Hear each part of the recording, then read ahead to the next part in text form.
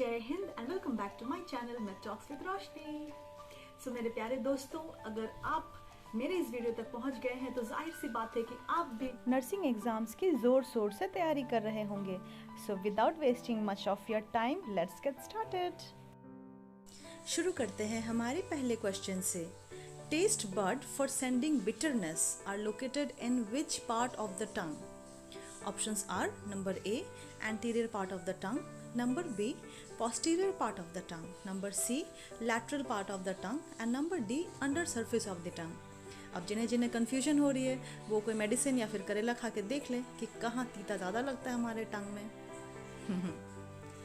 सो हमारा आंसर है number B posterior part of the tongue। जी हाँ, जब हम कोई मेडिसिन वगैरह खाते हैं तो आप महसूस कीजिएगा कि टंग के पीछे की ओर में हमें तीतापन लगता है। आगे बढ़ते हैं हमारे दूसरे क्वेश्चन की ओर। In suctioning a tracheostomy patient, the nurse must remember that it is important to. Options are number A untie the neck tips while suctioning, number B give 100% oxygen before suctioning, number C insert catheter until cuff reflex is stimulated and number D all of the above। वैसे अगर देखें तो सारे के सारे answer हमें एक पल के लिए तो सही लगते हैं, लेकिन यहाँ पे जो क्वेश्चन बनाए हैं गुरु हमारे लिए वो हमें कंफ्यूज करने के लिए ऐसा क्वेश्चन सेटअप करते हैं। सो हमें देखना है कि सबसे इम्पॉर्टेंट क्या है। तो सबसे इम्पॉर्टेंट हो गया गिव 100% ऑक्सीजन बिफोर सक्शनिंग, क्योंकि सक्शनिंग के पहले पेशेंट में 100% ऑक्सीजन होना बहुत ज़रूरी है।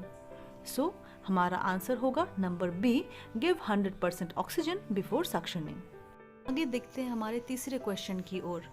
निम्न में से बर्न पेशेंट में मुख्यतः किस प्रकार की ग्राफ्टिंग टेक्निक उपयोग में लाई जा सकती है? Options are A exografting, B xenografting, C autografting and D heterografting. अगर हम हेटेरोग्राफ्टिंग की ओर ध्यान दें तो वो एक टिश्यू ग्राफ्टिंग होती है जो कि डोनर से लिया जाता है and which is from a different species. That is वो ह्यूमन बीइंग नहीं होता, वो एनिमल होता है जिसके हम लोग स्किन यूज़ कर सकते हैं या फिर टिश्यू यूज़ कर सकते हैं। वहीं अगर हम जेनोग्राफ्टिंग जो ऑप्शन नंबर बी में दी गई है उसकी ओर ध्यान दें तो वो एक ऑर्गन ट्रांसप्लांट होता है from a donor which is also from a different species. जैसे कि अगर हम पिग की हार्ट वाल्व्स यूज़ करें इंसानों में तो वो उसे जेनोग्राफ्टिंग कहा जाता है। ऑप्शन नंबर ए एक्सोग्राफ्टिंग, इसे हम एक्सक्लूड करते हैं बिकॉज ये इनवैलिड है। ऑप्शन नंबर सी बचा है, दैट इज़ ऑटोग्राफ्टिंग। अब अगर जिन्हें याद नहीं है कि ऑटोग्राफ्टिंग क्या है, मैं उन्हें बता दूं कि ऑटोग्राफ्टिंग एक टिश्यू ट्रांसप्लांटेशन है from the part of the body to another in the same individual. Suppose मेरे स्टमक में बर्न है और वो स्किन टोटली डैमेज हो गई है, तो मेरे ही बॉडी के मेरे ही थाई से कुछ स्किन निकाल के वहाँ ग्राफ्टिंग कर देंगे। So this is called autografting and usually यही ग्राफ्टिंग टेक्निक प्रैक्टिस होती है all over the world in all burn cases. So हमारा आंसर होगा नंबर सी ऑटोग्राफ्टिंग। होपफुली आपको मेरे क्वेश्चंस अच्छे लग रहे होंगे। चलिए देखते हैं नंबर 4 क्या कहता है। During pregnancy which of the following use is prohibited, यानी कि मना है प्रेगनेंसी के दौरान। Options are smoking, number B tobacco chewing, number C alcohol and number D all of the above. वैसे बहुत ही इजी सा क्वेश्चन है, सारे के सारे ही नॉट अलाउड हैं। सो हमारा आंसर होगा option number D all of the above. चौथा क्वेश्चन तो इजी था, पांचवा देखते हैं। A psychosexual disorder in which sexual behavior is directed to animals is known as? Options are A bestiality, number B voyeurism, number C fetishism and number D aphasia। तो इसका answer solve करने के पहले हम इन सारे के सारे डेफिनेशंस देख लें, क्योंकि शायद इनमें से कुछ वर्ड्स तो हमने सुने भी नहीं होंगे। आपके इजी एंड इफ़ेक्टिव लर्निंग के लिए बोल रही हूँ कि आप अपना एक कॉपी खोल के बैठ जाओ और ये सब जो ऑप्शंस जो लिख रहे हैं, आपको ये क्वेश्चंस दिख रहा है, आप इसे लिख लो कहीं एंड इसे आप अच्छी तरह से याद कर लो। ओके, स्क्रीन में दिखा रहा है फेटिसिज्म। तो एक फेटिशिज्म ये होता है कि ह्यूमन बीइंग्स एक ऑब्जेक्ट बनाते हैं एंड वो बिलीव करने लगते हैं कि उसमें सुपर नेचुरल पावर्स होते हैं। तो विकिपीडिया ने भी इसे ऐसे एक्सप्लेनेशन दिया है एंड वो उससे बहुत ज़्यादा अंधविश्वासों की तरह उसे पूजा करते हैं। So that is फेटिसिज्म। आगे देखते हैं क्या है अफाजिया। Aphasia is the inability to understand or produce speech as a result of brain damage. हमारे ब्रेन में कोई भी डैमेज दिक्कत आने की वजह से अगर हम बोल नहीं पाते हैं ज़बान से तो उसे अफासिया कहते हैं.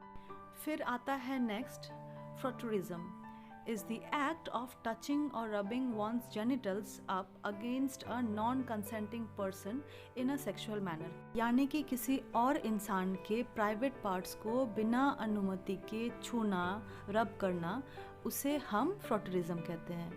हमारा नेक्स्ट ऑप्शन है बेस्टियलिटी, लेकिन मैं चाहूँगी कि बेस्टियलिटी को समझने के पहले आप जूफिलिया को भी अच्छी तरह से समझ लें. जूफिलिया एक ऐसा मेंटल एस्पेक्ट है जिसमें एक ह्यूमन बीइंग एक एनिमल को देख के सेक्सुअल सेटिस्फैक्शन ले लेता है.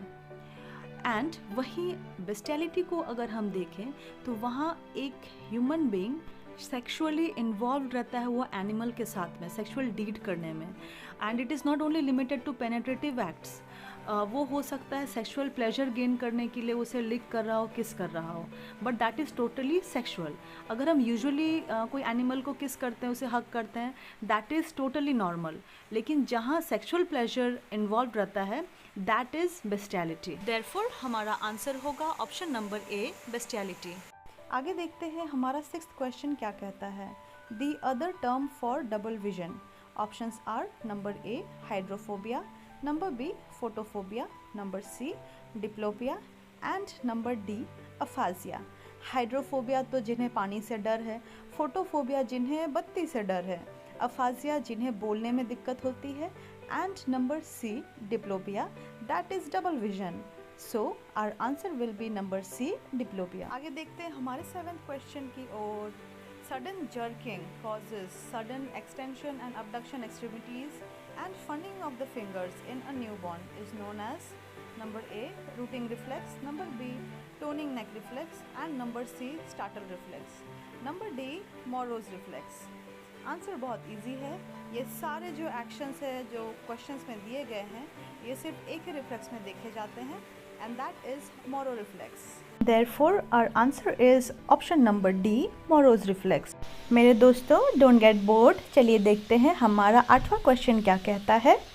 Vitamin D is termed as, options are number A, coagulative vitamin, number B, anti-ricketial vitamin, number C, beauty vitamin and number D, cyanocobalamin.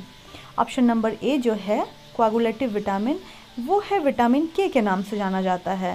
Anti rickettsial vitamin जाहिर सी बात है विटामिन डी है.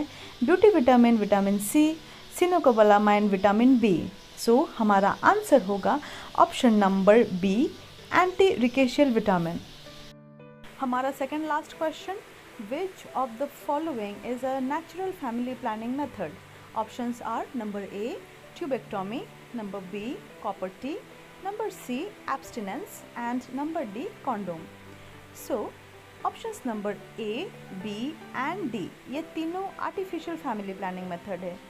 एंड बचा हमारा नंबर सी, बस यही इकलौता नेचुरल फैमिली प्लानिंग मेथड है. देयरफॉर हमारा आंसर होगा ऑप्शन नंबर सी, एब्स्टिनेंस. देखते हैं हमारा लास्ट क्वेश्चन.